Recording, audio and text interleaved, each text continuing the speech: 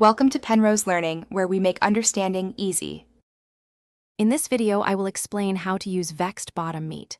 First, ensure your cut is properly cleaned and trimmed of any excess fat or gristle. A sharp knife is essential for this. Next, consider a marinade. A good acidic marinade, perhaps with 2 tablespoons of vinegar and 1/4 cup of olive oil, can tenderize the meat significantly over at least 4 hours, or ideally overnight, in the refrigerator. This initial step is crucial for a tender result. Once prepared, vexed bottom meat truly shines with slow cooking methods. Braising in a Dutch oven for 3 to 4 hours at 325 degrees Fahrenheit, 163 degrees Celsius, will break down tough fibers.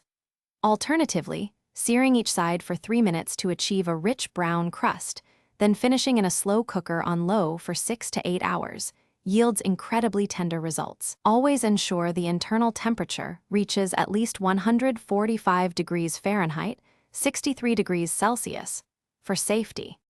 To enhance the flavor of your vexed bottom meat, consider pairing it with robust ingredients. Root vegetables like carrots and potatoes, or aromatic herbs such as rosemary and thyme, complement its richness beautifully. A rich gravy made from the cooking liquids adds depth. Serve your perfectly cooked meat sliced against the grain, perhaps in 1/2-inch thick pieces, alongside a vibrant green vegetable or a creamy polenta, for a balanced and satisfying meal that will impress everyone. For the best results, always allow your cooked vexed bottom meat to rest for at least 10 to 15 minutes before slicing. This allows the juices to redistribute, ensuring maximum tenderness and flavor. If the meat still seems tough, it likely needs more cooking time. Don't rush the process.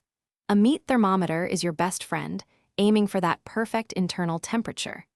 With these tips, you'll transform this challenging cut into a culinary triumph every single time.